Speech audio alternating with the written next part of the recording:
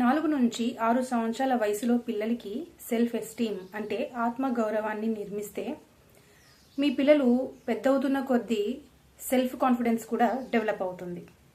మరి ఈ సెల్ఫ్ ఎస్టీమ్ని ఎలా నిర్మించాలి? రోజుకి 1 గంట సమయాన్ని మీ పిల్లలకి కేటాయించండి. ఫోన్స్ పక్కన పెట్టేయండి.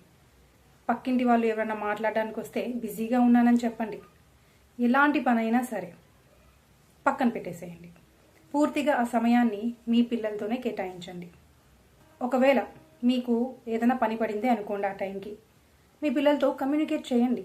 నాన్న, నాకు ఒక అరగంట ఒక ఇంపార్టెంట్ పని పడింది, నేను ఈ వర్క్ ఫినిష్ చేసుకుని ఖచ్చితంగా మళ్ళీ తిరిగి వచ్చి నీతో స్పెండ్ చేస్తాను అని కమ్యూనికేట్ చేయండి.